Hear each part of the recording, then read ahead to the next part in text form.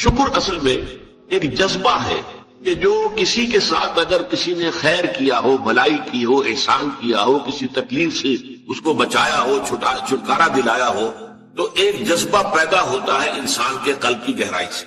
اب اسے جذبہ تشکر کہیں گے، جذبہ امتنان کہیں گے. یہ قلب کی گہرائی سے ابھرتا ہے اور پھر زبان پر بھی آتا ہے آپ کا شکریہ، میں آپ کا شکریہ ادا کرتا ہوں. یہ شکر جو ہے در حقیقت یہ فطرت کی صحت کی علامت ہے. اگر فطرت صحیح ہے تو شکر لازماً ہوگا، اور اگر شکر نہیں ہے تو معلوم ہوا کہ فطرت مست ہو چکی. آپ کے ساتھ کسی نے بھلائی کی اور آپ کے اندر یہ جذبہ بھی پیدا نہیں ہوا. یہ تو حیوانات تک کے اندر. آپ کسی پیاسے جانور کے سامنے پانی رکھیے، کوئی بکری ہو، کوئی اور ہو، کوئی گائے ہو، پیاسا ہو، بندھا ہوا ہے، وہ تو ادھر ادھر دوڑ کر اپنی پیاس پوری نہیں کر سکتا. بالٹی میں پانی رکھ دیجیے، وہ پی کر پھر وہ آنکھیں اٹھا کر آپ کو دیکھے گا. وہ جانور تو اس کی آنکھوں کے اندر سے آپ کو جذبہ تشکر چھلکتا ہوا نظر آئے. اسی معنی میں عجیب آتی ہے عین. عین کہتے ہیں آنکھ کو، اور عین کہتے ہیں چشمے کو بھی. عرب کہتے تھے عین الشکرا، وہ چشمہ جس میں سے پانی خود بخود ابل رہا ہو، نکل رہا ہو، نیچے سے زمین سے ابلتا ہو، عین الشکرا. اور دابۃ الشکور کہتے تھے ایسے حیوان کو. آپ کے یہاں کو گائے ہے، بھینس سے بنی ہوئی ہے، آپ اس کی ٹہل سیوا کر رہے ہیں، اچھی خوراک دے رہے ہیں، غذا دے رہے ہیں، نہلاتے بھی ہیں گائے بھینس کو، تو پھر اس کا ظہور اس کے بدن پر ہونا چاہیے، اس پہ فربہی آنی چاہیے. تو اس کو کہیں گے دابۃ الشکور. یہ شکر گزار جانور ہے کہ اس کے ساتھ جو بھلائی ہو رہی ہے، جو خیر ہو رہا ہے، اس کے نتائج اس پر ظاہر ہو رہے ہیں. تو یہ فطرت کی در حقیقت صحت کی علامت ہے. پرانی کہانی آپ نے بھی بچپن میں پڑھی ہوگی. ایک غلام کہیں بھاگا ہوا تھا اور اسے راستے میں ایک جگہ اس نے دیکھا ایک شیر پڑا ہوا کراہ رہا ہے، اور اس کو شدید تکلیف تھی، اس کے پاؤں میں ایک کانٹا چبھا ہوا تھا. ظاہر بات ہے شیر نہیں نکال سکتا تھا اس کو. اس غلام نے اس کا کانٹا نکال دیا. اس شیر نے صرف اسے سونگا اور چلا گیا. اس کے بعد وہ غلام پکڑا گیا، اور جیسے کہ ہوتا تھا رومن اور گریک دور میں، یہ بھاگا ہوا غلام جب پکڑا جاتا تھا تو پھر شیروں سے پھڑواتے تھے اس کو.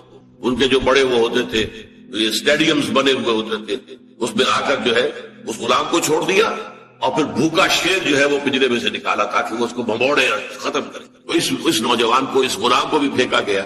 اس کے بعد جو شیر کا پنجرا کھولا تو شیر آیا، اس نے سونگا اور اس کو چھوڑ کر علیحدہ بیٹھ گیا.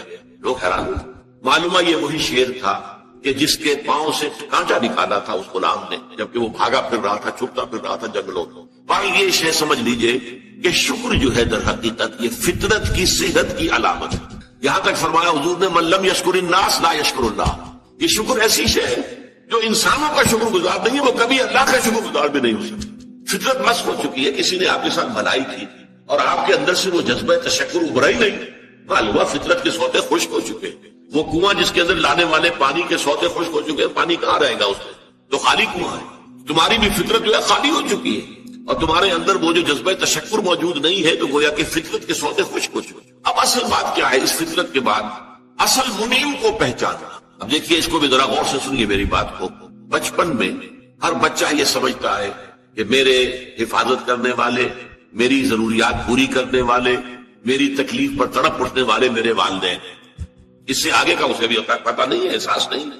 لہذا جذبہ شکر جو ہے وہ والدین کی ذات کے ساتھ منتقل ہو جاتا ہے. اس سے ذرا آگے بڑھا، معلوم نہیں میرا کنبا ہے، میرے چچا ہیں، میرے ماموں ہیں، میرے فلاں ہیں، میرے کنبے قبیلے کے لوگ ہیں، میری قوم ہے، میرا وطن ہے. یہ سب در حقیقت میرے محافظ بھی ہیں، میرے مددگار بھی ہیں، اور میری ضرورتیں پوری کرتے ہیں. یہ جذبہ تشکر اب پھیل رہا ہے والدین سے، اپنے خاندان، قبیلے، قوم. اس کے بعد محسوس ہوتا ہے یہ سائنس کی انتہا ہے. یہ سارے عناصر فطرت مجھے پال رہے ہیں. سورج کی حرارت نہ ہو تو فصلیں کیسے پکے؟ سورج کی حرارت نہ ہو تو یہ ہوا، یہ بادل کیسے اٹھے؟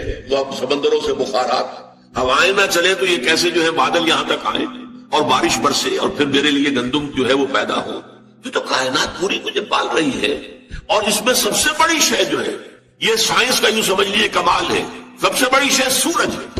اس لیے کہ یہ بھی کہنا ہے کہ زمین سورج ہی سے ٹوٹا ہوا ایک ٹکڑا ہے، اسی سے سپلنٹر ایک علیحدہ ہوا، اس کے گرد گھومنا شروع کر دیا. واللہ عالم، یہ علیحدہ بحث ہے، یہ کاسمولوجی کی بحث ہے. لیکن یہ ہے کہ بہرحال ہم جانتے ہیں یہ شکر کا جذبہ پھر آ کر مرتکز ہوتا ہے یہ تمام مظاہر فطرت.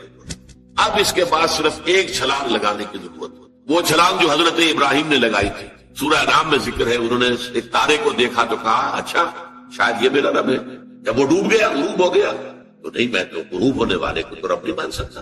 پھر چاند کو دیکھا وہ بڑا روشن تھا، بہت بڑا تھا، یہ رب ہے. جب وہ بھی ڈوب گیا کہا نہیں اگر میرے رب نے مجھے ہدایت نہ دی. پھر دیکھا سورج کو، ہذا اکبر ہذا ربی ہذا اکبر. فلما افلت، جب وہ بھی غروب ہو گیا تو پھر اس کے بعد جو چھلانگ لگائی انہوں نے کیا، انی وجہت وجہی للذی فطر السماوات والارض حنیفا. میں نے اب اپنا رخ کر لیا ہے، اپنا چہرہ کر لیا ہے رخ پر اس ذات کے جس نے آسمانوں اور زمین کو پیدا کیا ہے، جو سورج اور چاند اور ستاروں کا پیدا کرنے والا ہے. حنیفا، یکسو ہو کر. وما انا من المشرکین، اور میں ہرگز مشرکوں میں سے نہیں. یہ ہے عقل کی آخری چھلانگ. سورج بھی ایک نظام میں جکڑا ہوا ہے، کسی اور نے اس کا نظام بنایا ہے، اس کی حیثیت کچھ ہے ہی نہیں. اس پوری کائنات کی وسعت اور پہنائی میں یہ جو خورشید منور ہے یہ کیا ہے؟ یہ ایک ذرے کے معنی پوری کائنات کی billions and billions of galaxies, اور ہر گیلیکسیز میں billions and billions of stars.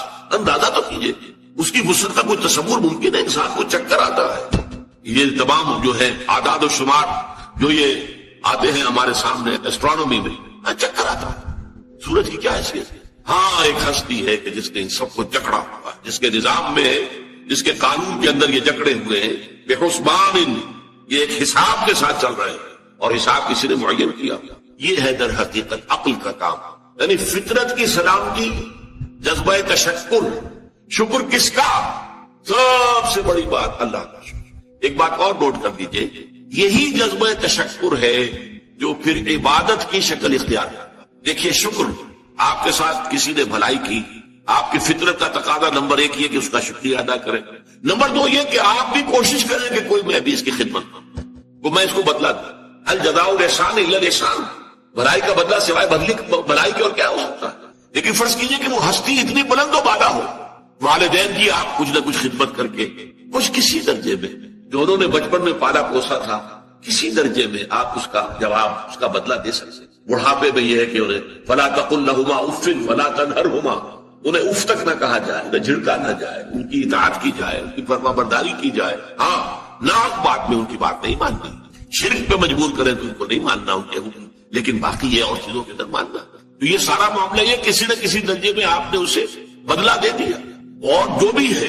لیکن جہاں کہیں ایسی ہستی کا شکر ہے کہ جسے آپ کو بدلہ دے نہیں سکتے، سورج کو کیا بدلہ دیں گے، وہاں یہی جذبہ تشکر جو ہے جذبہ عبادت میں ڈھل جاتا ہے. ہاتھ جوڑ کے کھڑے ہو گئے سورج کے سامنے، ڈنڈوت کر رہے ہیں، سجدہ کر رہے ہیں. کیا ہے؟ کیوں؟ یہ وہی جذبہ تشکر ہے. اس سورج ہی سے ہمارا سارا نظام چل رہا ہے، میرا پورا وجود یہ در حقیقت اسی کے ذریعے سے اس کی ساری ضرورتیں اور سارے تقاضے پورے ہو رہے ہیں. یہی جذبہ تشکر ہے جو جذبہ عبادت کی شکل اختیار کرتا ہے.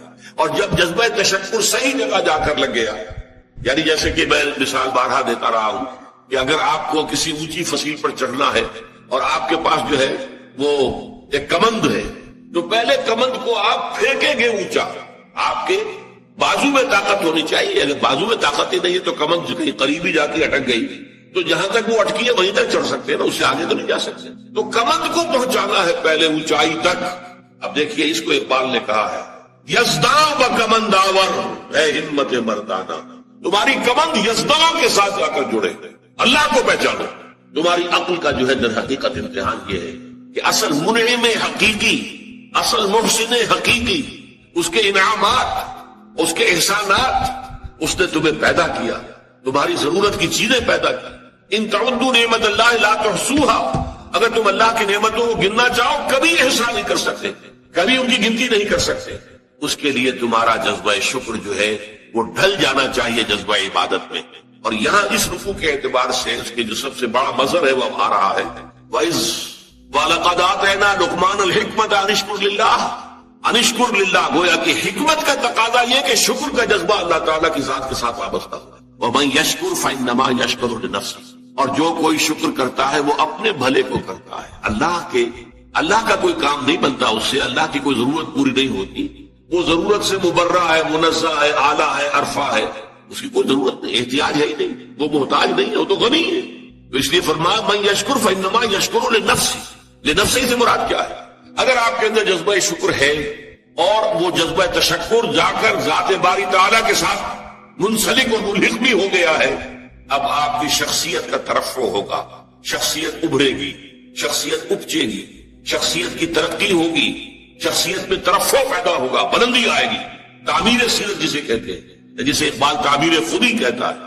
صحیح معنی میں واقعتاً آپ ایک ایسے انسان بن سکیں گے کہ جن کے بارے میں قرآن نے کہا ہے کہ وَلَقَدْ خَلَقْنَا الْإِنسَانَ فِي أَحْسَنِ تَقْوِيمٍ، ہم نے انسان کو بہترین حساب پر پیدا کیا۔ وہ انسان بننے کے لیے ضروری ہے کہ آپ کی فطرت سلیم ہو اور عقل سلیم۔ فطرت سلیمہ جذبہ تشکر موجود ہو، عقل سلیم اصل محسن کو پہچان لے، اصل منعم کو پہچان لے، اور یہ منسلک ہو جائے کہ جذبہ تشکر ذات باری تعالیٰ کے ساتھ، تو اس کا بھلا تمہیں کو پہنچے گا، تمہاری شخصیت کی تعمیر ہوگی، تمہاری خودی جو ہے وہ پختہ ہوگی، مضبوط ہوگی، تمہاری اپنی سیرت و کردار جو ہے اس کی نشو و نما ہوگی۔ ومن یشکر فانما یشکر لنفسہ ومن کفر، اور جو کفر کرے فإن اللہ غنی حمید، تو اللہ تو غنی ہے اور حمید۔ پرزور دعوت آئے گی کہ اب ان توقعاتوں کو پورا کرو۔ یہ جو 3 آیتیں آج ابھی میں نے پڑھی ہیں، ان میں اصل میں آپ ایک شخص کا تصور کیجئے، انڈیویجول کی حیثیت۔ ہم میں سے ہر شخص کی حیثیتیں ہیں کہ میں ایک انڈیویجول ہوں، لیکن میرے گرد میرے گھر بار والے ہیں، رشتہ دار ہیں، خاندان ہے، قوم ہے، ملک ہے، یہ پھر اس کے بہت سے دائرے بنتے ہیں، مال ہے، اسباب ہیں، یہ تمام چیزیں، لیکن ایک ہے میں اپنی ذاتی حیثیت، آپ اپنی ذاتی، ایک فرد نوع بشر اپنی ذاتی حیثیت۔ اس فرد نوع بشر کی 2 یوں سمجھیے کہ ایسپیکٹس ہیں شخصیت کے۔ ایک کچھ احوال، کچھ حالات ہیں جو اس پر وارد ہوتے، کبھی کوئی بیماری آ گئی، کبھی کسی حادثے میں جو ہے وہ زخمی ہو گیا، کبھی کوئی نقصان پہنچ گیا کسی اعتبار سے، کسی نے اسے کوئی نقصان پہنچا دیا، تکلیف پہنچا دی، یہ ہے جو اس پر وارد ہو رہا ہے، آ رہا ہے۔ اس کے بارے میں نقطہ نظر کیا ہوگا ایمان والے شخص؟ ایک ہے کہ مجھ سے صادر ہو رہے افعال، اعمال، میرا ہاتھ ہے کچھ کر رہا ہے، میرے پاؤں ہیں میں لے کر مجھے لے کر چل رہے ہیں، میری آنکھیں ہیں وہ دیکھ رہے ہیں، تو میرے جو اعمال ہیں اس کے لیے پھر میں اسکیم بناتا ہوں، بڑے پلاننگ کرتا ہوں، نقشے میرے ہوتے، میری امنگیں ہیں، میری تمنائیں ہیں، میری آرزویں ہیں، میری ایمبیشنز ہیں، اس کے لیے میں بھاگ دوڑ کرتا ہوں۔ اس کے بارے میں ایمان کا نقطہ نظر ہوگا۔ تو یہ 2 نہایت لطیف چیزیں ہیں۔ سوچیں، پہلی بات جو انسان پر وارد ہو، اب وارد ہونے والی باتوں کے اندر بھی سمجھیے کہ 2 قسم کے حالات وارد ہو۔ ایک وہ ہے جو آپ کے لیے دل خوشکن ہے، خوشگوار، بڑا اچھا، وہ اچانک جو ہے کوئی آپ کو نفع حاصل ہو گیا، غیر متوقع طور پر کوئی کامیابی حاصل ہو گئی، اس سے انسان زیادہ متاثر نہیں ہوتا۔ اگر کیا ہوتا ہے، اگر وہ ظرف کم ہوگا تو پانی چھلکے گا، آپے سے باہر ہو جائے گا، پھولے نہیں سمائے گا خوشی سے، لیکن زیادہ جو تاثر آدمی لیتا ہے وہ تکلیف، مصیبت، کوئی مصیبت آ گئی، کوئی تکلیف آ گئی، کوئی بیماری آ گئی، کوئی حادثہ ہو گیا، کوئی نقصان ہو گیا پڑا، اس پر کیا ہوتا ہے کہ انسان ملول، غمگین، انتہائی مایوس ہو کر رہ جائے۔ پھر یہ کہ جس ذریعے سے وہ آئی ہے، فلاں شخص نے یہ کر دیا، اس کے خلاف دشمنی، نفرت، کینہ، کدورت وہ پیدا ہو جائے۔ یہ تو ہے ایک عام طرز جس کے اندر کے ایمان نہیں، جس میں ایمان ہے اس کی سوچ بالکل، وہ کیا ہے؟ ما صاب من مصیبت الا باذن اللہ، نہیں پڑتی کوئی پڑھنے والی کوئی مصیبت مگر اللہ کے اذن سے۔ جو بھی کچھ ہوا ہے، پہلی بات یہ جان لیجئے کہ وہ اللہ کے علم کے بغیر نہیں ہے۔ واللہ بکل شیء علیم، یہ آیت اسی پر ختم ہوگی۔ اللہ ہر چیز کا جاننے والا ہے، اچانک یہاں کچھ نہیں ہوتا۔ یہ اندھا بہرا مادہ جو ہے یہاں پر اس کی کار فرمائی نہیں ہے، در حقیقت فیصلہ اللہ کا چل رہا ہے۔ جو شے بھی وقوع پذیر ہوتی ہے وہ ایک تو یہ کہ اللہ کے علم میں پہلے سے موجود ہوتی ہے، دوسرے یہ کہ اللہ کے اذن سے آ جائے، چاہے کسی ذریعے سے آئے۔ کسی نے آپ کو اٹھا کر پتھر دے مارا، اس نے پتھر پھینکا آپ کی طرف، یہ اس کا کام تھا، یہ اس کا عمل تھا۔ اگر اللہ نہ چاہتا یہ پتھر آپ کو نہ لگتا، آپ کو لگا ہے تو یقیناً اذن رب سے لگا ہے۔ اب انسان اگر سوچے، میں یہ بھی کہہ سکتا ہوں کہ یہ پتھر اس نے مجھے مارا، اور میں یہ بھی کہہ سکتا ہوں کہ اللہ کا۔ اب سوچ سے نقطہ نظر میں کتنی بڑی تبدیلی آ جائے۔ پہلے نتیجے میں غصہ، انتقام، غضب یہ پیدا ہوگا اس شخص کے خلاف، اور دوسرے نتیجے میں یہ کہ ٹھیک ہے اللہ کی طرف سے ہے، جو اللہ نے چاہا وہ، فلاں نے یہ کر دیا، فلاں نے یہ کر دیا، فلاں نے مجھے اس تکلیف میں ڈال دیا، فلاں کی وجہ سے مجھے یہ نقصان ہو گیا۔ ان سارے سے برو کشیر سے پیچا کے ہست بود مرا، چیوک کہا کہ مقام رضا کشوز مرا۔ اللہ کی طرف سے آئی ہے، میں راضی ہوں، میں مرضی ہوں، میرے رب کی جو کچھ ہے من جانب اللہ ہے۔ ما اصاب من مصیبت الا باذن اللہ، نہیں پڑتی کوئی پڑھنے والی کوئی مصیبت کوئی تکلیف مگر اللہ کے اذن سے۔ اللہ کے اذن کے بغیر پتا تک نہیں ہلتا۔ یہاں پر اس بات کو یقین کے درجے میں جان لی، اللہ کے اذن کے بغیر اس کائنات میں پتا تک نہیں۔ وہ تصور خدا ہم جا کے پڑھیں گے تفصیل سے سورہ حدید میں، کہ بس ہاں ایک کریٹر تھا، کریٹ کر کے علیحدہ ہو کر بیٹھ گیا، نہیں، اس نے پیدا کیا ہے، ثم استوى علی العرش، پھر تخت حکومت کے اوپر بیٹھا ہے، اور یدبر الامر من السماء الى الارض، وہ تدبیر کر رہا ہے۔ وہ فعال وہ ہے، لا فاعل فی الحقیقت الا اللہ، فاعل حقیقی اللہ ہے۔ تو ما اصاب من مصیبت الا باذن اللہ ومن یؤمن باللہ یہد قلبہ، اور جو اللہ پر ایمان رکھتا ہو، یہ ہے وہ ثمرات ایمانی کا تذکرہ، اللہ اس کے دل کو ہدایت دے دیتا ہے۔ ہدایت کس بات کی؟ تسلیم و رضا کی، سر تسلیم خم ہے جو مزاج ہے۔ اے اللہ اگر تیرے لیے تیرے حکم سے یہی تھا کہ میرا بچہ فوت ہو جائے، میں مطمئن ہوں، تو نے دیا تھا، لے لیا، اس پر صدمہ کائے کا؟ کوئی اس میں بھی خیر ہوگی، کوئی بھلائی اس میں بھی مضمر ہوگی۔ ہم نہیں دیکھ سکتے، تو دیکھتا ہے، ہم نہیں جان سکتے، تو جانتا ہے، ہمیں علم نہیں ہے، تجھے علم حاصل ہے۔ انک تعلم ولا نعلم وتقدر ولا نقدر بیدک الخیر، تیرے ہاتھ میں خیر ہی خیر ہے، جو تیری طرف سے آیا خیر ہے۔ تو یہ جو راضی برضائے رب رہنا ہے، یہ ایمان حقیقی کا ثمرہ اول ہے۔ شکوہ، شکایت، یہ کیوں ہو گیا، یہ کیسے ہو گیا، یہ اس نے کر دیا، یہ اس نے کر دیا، یہ نہیں، اس سب سے انسان نکل جاتا ہے، علیحدہ ہو کر بیٹھ جاتا ہے۔ جیسے کہ ایک چٹان ہوتی ہے کہ آندھی چل رہی ہے اور تیز جھکڑ آ رہا ہے، چٹان کو کوئی پرواہ نہیں، اس کی اپنی شخصیت جو ہے، اس کے اندر اس کا قلب جو ہے مطمئن ہے۔ یا ایتھا النفس المطمئنہ ارجعی الی ربک راضیۃ، جو آیا جو گیا، جو ملا جو چھن گیا، کامیابی ہو گئی ناکامی ہو گئی، ٹھیک ہے، دنیا کے اندر اونچ نیچ چلتی رہتی ہے، لیکن انسان کی اندرونی شخصیت جو ہے متاثر نہ ہو۔ یہ نہ ہو کہ ذرا کچھ مل گیا ہے تو پھولے نہیں سما رہے، اور ذرا کو ہاتھ سے کوئی چیز نکل گئی ہے تو اس کے اوپر انتہائی صدمے کی کیفیت۔ قرآن مجید میں اس کو بیان کیا گیا ہے بہت تفصیل سے۔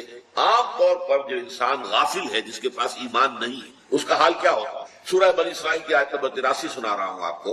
وَإِذَا أَنْعَمْنَا عَلَى الْإِنسَانِ أَعْرَضَ وَنَأَىٰ بِجَانِبِهِ، جب ہم انسان پر نعمتیں اپنی نازل کرتے ہیں، اعراض کرتا ہے، رخ موڑ لیتا ہے، ہماری طرف سے بے توجہی کرتا ہے۔ وَإِذَا أَنْعَمْنَا عَلَى الْإِنسَانِ أَعْرَضَ وَنَأَىٰ بِجَانِبِهِ وَإِذَا مَسَّهُ الشَّرُّ كَانَ يَئُوسًا، اور جب کوئی تکلیف پہنچی تو مایوس ہو کر رہ جائے۔ یہ دو انتہائیں بندہ مومن کی، نعمت آئی ہے، تکلیف آئی ہے، سب اللہ کی طرف، یہ بھی اللہ کی طرف سے، یہ بھی اللہ کی طرف سے آزمائش، یہ بھی اللہ کی طرف سے آزمائش۔ سورہ شورى میں فرمایا وَإِنَّا إِذَا أَذَقْنَا الْإِنسَانَ مِنَّا رَحْمَةً فَرِحَ بِهَا، ہمارا معاملہ یہ ہے انسانوں کا کہ جب ہم اسے اپنی رحمت کا مزہ چکھاتے ہیں تو پھر فرح بہا، بڑا جو ہے خوش ہو۔ لیکن یہ فرح کا لفظ قرآن مجید میں اچھے سینس میں نہیں آتا، خوشی میں پھولے نہ سمانا، اب پاؤں زمین پر ٹکی نہیں رہے۔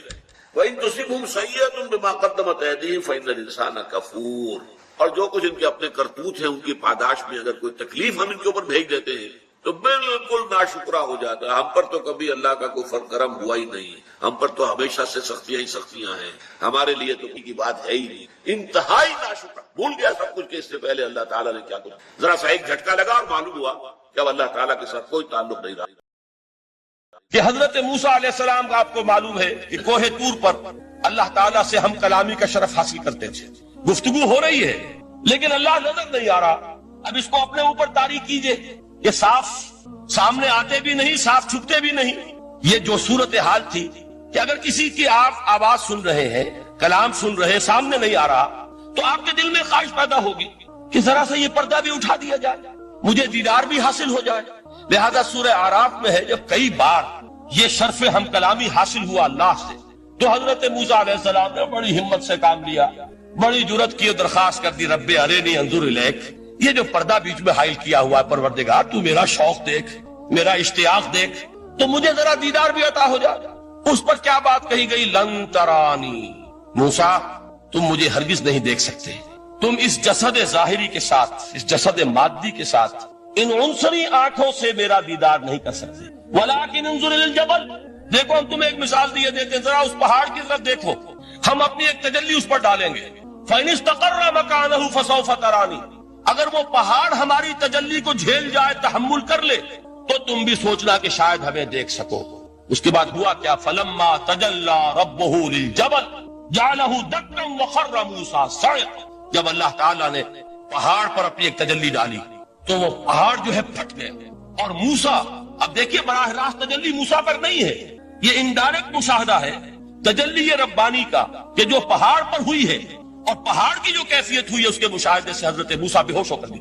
وَصَعِقَ مُوسَىٰ خَرَّ مُوسَىٰ صَعِقًا، یہ ہے وہ مثال جو یہاں دی ہے قرآن کے لیے۔ لَوْ أَنزَلْنَا هَذَا الْقُرْآنَ عَلَىٰ جَبَلٍ لَرَأَيْتَهُ خَاشِعًا مُتَصَدِّعًا مِنْ خَشْيَةِ اللَّهِ، نتیجہ کیا نکلا؟ انفر کیجئے، استدلال، استنتاج، نتیجہ یہ نکلا کہ جو تاثیر تجلی ذات ربانی کی ہے وہی تاثیر کلام ربانی کی ہے، صرف یہ ہے کہ ہمیں اس کا شعور نہیں، ہمیں اس کا ادراک نہیں۔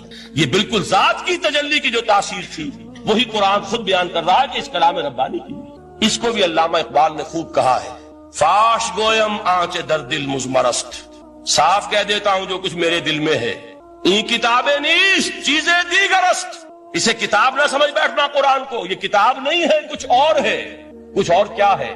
مثل حق پنہاؤ ہم پیداستو، زندہ پائندہ گویاستو، یہ تو جیسے اللہ تعالیٰ کی ذات ہے، مثل حق، ذات حق سبحانہ و تعالیٰ کی طرح یہ زندہ ہے، پائندہ ہے۔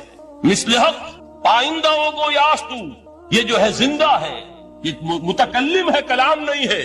کل صفات ربانیہ جو ہے ظاہر اور باطن، مثل حق پنہاؤ، ظاہر و پنہا، اور حی و قیوم جیسے اللہ کی ذات ہے، وہی صفات اس کلام کی ہے۔ اور اس کے بعد وہ شعر آیا تھا جو میں پہلے سنا چکا ہوں، چوں بجاں در رفت جاں دیگر شود، جب یہ قرآن کسی انسان کے اندر سرایت کر جاتا ہے، اس کے دل پر نازل ہوتا ہے۔ دیکھیے یہ الفاظ آپ کو کہیں اور نہیں ملیں گے۔ میرے نزدیک جہاں علامہ اقبال اس دور میں قرآن کی عظمت کا سب سے بڑا ثبوت ہے، وہاں عظمت قرآنی کے سب سے زیادہ واقف اور اس کا سب سے زیادہ شعور رکھنے والے بھی علامہ اقبال۔ یہ الفاظ آپ کو کہیں نہیں مل سکیں گے کہ مثل حق پنہاؤ ہم پیداستو، زندہ پائندہ گویاستو، چوں بجاں در رفت جہاں دیگر شود، جہاں چو دیگر شد جہاں دیگر شود۔ جب یہ انسانوں کے اندر سرایت کر جاتا ہے، ان کے اندر ایک انقلاب آ جاتا ہے، اور یہ اندر کا انقلاب ہے جو ایک عالمی انقلاب کا پیش خیمہ بنتا ہے۔ آپ آرڈیننس کے ذریعے سے نمازیں پڑھوائیں گے تو پھر نماز وہی پڑھی جائے گی جو آفس ٹائم میں آئے گی، باقی اور کیوں پڑھیں گے؟ وہ تو آرڈیننس کے ذریعے سے پڑھائی جا رہی ہے۔ اس کا حشر تو وہ ہوگا جو ہمارے ہاں دیکھا جا چکا ہے۔ اور اس وقت بھی اس زمانے میں نے یہ سنا ایک جگہ کہ کلاس 4 امپلائیز جو ہیں، وہ شروع میں جب آرڈیننس نافذ ہوا تھا ہمارے ہاں تو دفتروں میں بڑا اہتمام ہوا، آفیسرز نے خاص طور پر بڑے اہتمام سے ظہر کی نماز پڑھنی شروع کی۔ لیکن مجھے بتایا گیا کہ کلاس 4 امپلائیز جو ہیں، ہمارے یہ ڈرائیورز ہیں، پینز ہیں، یہ کھڑے ہنستے رہتے ہیں، شریک نہیں ہوتے۔ میں نے ان سے کہا وہ اس لیے کہ انہیں معلوم ہے کہ آپ بھی تو یہی پڑھ رہے ہیں صرف نماز، باقی آپ کے ڈرائیور سے اور آپ کے خانسامہ سے یہ بات چھپی ہوئی نہیں ہے کہ عصر آپ نے بھی نہیں پڑھنی، یہ صرف زور ہے جو آپ پڑھ رہے ہیں۔ تو یہ اصل میں اندر کا انقلاب جب تک نہ آئے، باہر کا ٹھوسا ہوا انقلاب، وہ تو جب پریشر ہٹ جائے گا تبدیلی ختم ہو جائے گا۔ چوں بجاں در رفت جہاں دیگر شود، اندر انقلاب آئے، جب اندر تبدیلی ہو جائے گی اب انسان کا پورا وجود بدلے گا، پھر اس کے اندر سے تبدیلی جو ہے وہ ابھرے گی، اسے کسی خارجی دباؤ کی ضرورت نہیں ہوگی۔ جہاں تو دیگر شد جہاں دیگر شود، اور جب انسانی شخصیتوں کے اندر یہ انقلاب اندر سے آتا ہے تو پھر وہ عالمی انقلاب بنتا ہے، جیسے کہ محمد رسول اللہ کا انقلاب۔ واقعہ یہ ہے کہ اگر جوش کانسپیریسی، عبداللہ ابن سبا کی سازش اگر کامیاب نہ ہو گئی ہوتی اور مسلمانوں کے اندر آپس کا اختلاف اور سر پھٹول نہ ہو جاتا، جو حضرت عثمان کی شہادت، پھر حضرت علی کی شہادت رضی اللہ تعالی عنہما، اور حضرت علی کی دوران خلافت یہ آپس کے جو جنگیں ہوئی، جنگ جمل، جنگ صفین، جنگ نہروان، اگر یہ نہ ہوئی ہوتی تو جس سپیڈ کے ساتھ اور رفتار کے ساتھ انقلاب محمدی کی توسیع ہو رہی تھی علی صاحب الصلاۃ والسلام، کوئی طاقت دنیا میں نہیں تھی۔ اقبال نے اس کا بھی نقشہ کھینچا ہے کہ تھمتا نہ تھا کسی سے سیل رواں ہمارا، وہ سیل رواں تھا، کوئی روکنے والا نہیں۔ انٹرنل سیبوٹاج وہ ہے کہ جس نے اس انقلاب کا راستہ روکا ہے۔ تو واقعہ یہ ہے کہ وہ اندرونی انقلاب حضور نے برپا کیا قرآن کے ذریعے صحابہ میں، اندر سے جو انقلاب تھا اس نے عرب میں ایک انقلاب کی شکل اختیار کی، اور یہ انقلاب جو ہے اتنی اپنے اندر قوت رکھتا تھا، اتنی پوٹینشیلٹی تھی اس کی کہ وہ 20 برس کے اندر کہاں آکسس دریائے جیہوں، کہاں اٹلانٹک، تصور تو کی تاریخ میں اس سے پہلے اتنی بڑی کوئی مملکت قائم ہوئی نہیں، کہاں یمن اور کہاں ایشیائے کوچک، ایشیا مائنر ٹرکی، یہاں سے وہاں اور وہاں سے یہاں، اتنی عظیم مملکت حضرت عثمان رضی اللہ تعالیٰ عنہ کے خلافت میں ہو چکی تھی۔ یہ بات اگر یہ چلتا معاملہ آگے تو کوئی قوت اب نہیں رہی تھی، سلطنت روما ختم ہو چکی تھی، سلطنت کسرا ختم ہو چکی تھی، پرچے اڑ گئے تھے، اب کون سی طاقت رہ گئی تھی جو سیلاب کا راستہ روکتی؟ یہ وہ یہودی سازش ہے جس نے اندر سے سیبوٹاج کی۔ بہرحال یہ ہے انقلاب محمدی کا طریقہ، اندر سے تبدیلی۔ اسی کو علامہ اقبال نے کہا ہے، تیرے ضمیر پہ جب تک نہ ہو نزول کتاب، گرہ کشا ہے نہ راضی نہ صاحب کشاف۔ یہ قرآن اب بھی تم ایسے محسوس کرو کہ جیسے تمہارے دل پر نازل ہو رہا ہے، اور مجھے یاد آیا امام ابن قیم رحمت اللہ علیہ، ان کا ایک بڑا پیارا جملہ ہے. وہ کہتے ہیں قرآن کے بعض پڑھنے والے ایسے ہیں کہ جب وہ قرآن کو پڑھتے ہیں تو یوں محسوس کرتے ہیں کہ قرآن مصحف میں لکھا ہوا نہیں ہے، ان کے اپنے دل کے اوپر کندہ ہے، دل کے اوپر سے پڑھ رہے ہیں. یعنی اتنی کامل مطابقت وہ محسوس کرتے ہیں، اپنی فطرت، ہیومن نیچر اور قرآن کے اندر اتنی مطابقت ہے. اس طرح وہ ٹیلی کرتے ہیں ایک دوسرے کے ساتھ کہ محسوس ہوتا ہے کہ وہ کتاب ان صفحات میں لکھی ہوئی نہیں ہے بلکہ لوح قلب پر لکھی ہوئی ہے کہ جہاں سے وہ انسان اسے پڑھ رہا ہے. تو پہلی بات تو قرآن مجید کی آیت کے حوالے سے اس پہلو سے ہمارے سامنے آئی کہ جو تاثیر ہے ذات ربانی کی تجلی کی، وہی تاثیر ہے اس قرآن مجید کی، بشرطے کہ ہمارے دل جو ہیں وہ کچھ اپنے اندر اس استعداد اور صلاحیت کو پیدا کریں. دوسرا مقام ہے سورہ یونس کا. اب کسی کلام کی عظمت کا دوسرا پہلو ہو سکتا ہے اس کی افادیت کے اعتبار سے. اس سے فائدہ کیا ہوگا نوع انسانی کے لیے؟ دیکھیے 2 آیات، یہ عظیم خزانے ہیں عظمت قرآن کے. سورہ یونس میں یا ایھا الناس، اے لوگو، قد جاءتکم موعظۃ من ربکم وشفاء لما فی الصدور وہدی ورحمۃ للمؤمنین. 4 الفاظ نوٹ کر لیجئے. اے لوگو، آ گئی ہے تمہارے پاس وہ چیز تمہارے رب کی طرف سے جو موعظہ ہے. موعظہ کسے کہتے ہیں؟ نصیحت. اس بات کو ذرا سمجھ لیجئے ترتیب کیا ہے. نصیحت اسے کہتے ہیں جی رہا نہیں جا رہا، میں نے اس کی ترتیب بدلی ہوئی ہے. مجھے یاد دلایا ایک صاحب نے کہ سورہ رحمان کی ابتدائی آیات کا بیان تو رہ گیا، وہ رہا نہیں، میں نے پڑھا کسی اور ترتیب سے تھا، بیان کسی اور ترتیب سے کر رہا ہوں. پڑھنے میں 4، 2 اور 1، اور اب جو میں بیان کر رہا ہوں پہلے 1 آیت سورہ حشر کی جو بیان کی، اب 2 آیات ہے سورہ یونس کی. لوگوں، تمہارے پاس آ گئی ہے تمہارے رب کی طرف سے موعظت، اور تمہارے سینوں کے اندر جو روگ ہیں ان کے لیے علاج. توجہ کیجئے گا، ہم نے قرآن کو کیا سمجھا ہے؟ صرف ایک مقدس کتاب، ایک حصول ثواب یا ایصال ثواب کا آلہ. قرآن ہے کیا؟ نمبر 1 موعظہ. موعظہ کسے کہتے ہیں؟ وعظ اسے کہتے ہیں وہ بات جس سے دل نرم ہو جائے، دل کے اندر گداز پیدا کرنے والی شے. وجہ کیا ہے؟ اعلیٰ سے اعلیٰ حکیمانہ بات کسی سے کہی جائے، دل سخت ہے، اثر نہیں ہوگا. ایک کرسٹ آ جاتا ہے انسان کے دل کے اوپر، جیسے کہ یہود کے علماء کے بارے میں فرمایا گیا ثم قست قلوبكم فهي كالحجارة أو أشد قسوة وإن من الحجارة لما يتفجر منه الأنهار وإن منها لما يهبط من خشية الله وإن منها لما يشقق فيخرج منه الماء. اے لوگوں، پھر تمہارے دل سخت ہوتے چلے گئے، پھر وہ پتھروں کے مانند سخت ہو گئے، بلکہ ان سے بھی زیادہ سخت. اس لیے کہ پتھروں میں تو وہ بھی ہوتے ہیں کہ جو اللہ کے خوف سے گر جاتے ہیں، پتھروں میں وہ بھی ہوتے ہیں کہ جو اللہ کی خشیت سے پھٹ جاتے ہیں، ان میں سے پانی بہ نکلتا ہے. پتھر تو اس طرح کے ہیں، لیکن انسان کا دل جب سخت ہو جائے، جب پتھر بن جائے، تو کوئی شے دنیا کی اس کی سختی کا مقابلہ نہیں کر سکتی. پہلے اس سختی کو نرم کریں گے. جیسے زمین ہے چٹیل زمین، اس زمین کے اندر ہل چلے گا تو بارش جو ہے فائدہ دے گی. اس کو آپ زمین کو نرم کرتے ہیں تاکہ وہ بارش کو جذب کرے، ورنہ چٹیل زمین ہے سخت، وہ پانی بہ جائے گا اور وہ زمین کا جذب نہیں ہوگا. تو پہلا لفظ استعمال کیا موعظہ. یہ قرآن واعظ ہے، نصیحت ہے، دلوں کو نرم کرتا ہے. دلوں پر جو کرسٹ آ گیا ہے سخت، اسے توڑتا ہے، اس میں ہل چلاتا ہے. پھر کیا کرتا ہے؟ پھر جب یہ جذب ہوتا ہے، شفاء لما فی الصدور، جو سینے کے روگ ہیں ان کے لیے شفا. اب آپ غور کیجئے گا، علامہ اقبال نے انہی 2 اعتبارات سے مسلمانوں کا مرثیہ کہا ہے کہ مسلمانوں نے اس قرآن کو نہ موعظہ کے لیے استعمال کیا اور نہ تزکیہ نفس کے لیے استعمال کیا، بلکہ اس کو تو صرف بنا لیا ہے وہ جان آسانی سے نکالنے کا نسخہ یا ایصال ثواب کا آلہ. چنانچہ کہتے ہیں واعظ کے لیے واعظ دستاں زن و افسانہ بند. واعظ جو ہے ہمارے داستانے کہتے ہیں، افسانے کہتے ہیں، قصے کہتے ہیں، لطیفے کہتے ہیں. معنی او پست و حرف او بلند، اس کے بیان میں معنی تو ہوتے ہیں بہت ہی گھٹیا، نیچے کے پست. الفاظ کا شکو ہوتا ہے، الفاظ بہت اونچے ہوتے ہیں. از خطیب و دیلمی گفتار او با ضعیف و شاذ و مرسل کار او. سارا واعظ و نصیحت جو ہو رہا ہے وہ ضعیف حدیثوں کے ذریعے سے، ضعیف روایات بخاری کی ہو، مسلم کی ہو، ترمذی کی ہو، ابن ماجہ کی ہو. کہاں خطیب بغدادی اور دیلمی، وہ کتابیں کہ جن کی کوئی سند نہیں ہے، وہاں کی روایات کے ذریعے سے لوگوں کو تذکیر کرنے کی کوشش کر رہے ہیں. با ضعیف و شاذ و مرسل کار او، ضعیف روایات، شاذ روایات، مرسل روایات جن کا سلسلہ روایت محمد الرسول اللہ تک متصل نہیں ہے، اس کے ذریعے سے کر رہے ہیں. حالانکہ موعظہ، سب سے بڑا موعظہ یہ قرآن تھا. قرآن کہتا ہے خود فذکر بالقرآن من یخاف وعید. اے محمد صلی اللہ علیہ وسلم آپ اس قرآن کے ذریعے نصیحت کیجئے، یہ قرآن ہے جو دلوں کی سختی کو ختم کرے گا، گداز پیدا کرے گا۔ دوسری طرف علامہ اقبال کیا کہتے ہیں کہ جہاں تک ہمارے ہاں جو بھی تصوف کے معروف حلقے ہیں، صوفیاء حق کی بات نہیں کہہ رہا، وہاں قوالی ہو رہی ہوگی تو حال آ جائے گا۔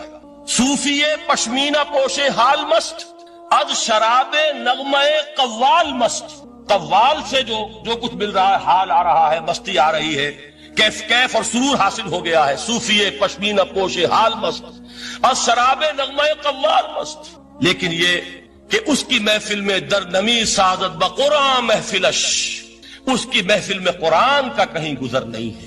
جبکہ محمد الرسول اللہ صلی اللہ علیہ وسلم کی بھی ایک محفل ہوتی تھی، محفل سماع۔ وہ محفل سماع کیا تھی؟ حضور صحابہ سے فرمائش کر کر کے قرآن سنتے تھے۔ حضرت عبداللہ ابن مسعود رضی اللہ تعالیٰ عنہ کی روایت موجود ہے کہ مجھے ایک مرتبہ حکم دیا حضور نے کہ قرآن سناؤ۔ میں نے عرض کیا حضور آپ کو سناؤں؟ آپ پر تو نازل ہوا ہے۔ تو حضور نے فرمایا نہیں، مجھے کسی اور سے سن کر کچھ اور لطف حاصل ہوتا ہے۔ اب امتثال امر میں حضرت عبداللہ ابن مسعود رضی اللہ تعالیٰ عنہ نے سورہ نساء پڑھنی شروع کی۔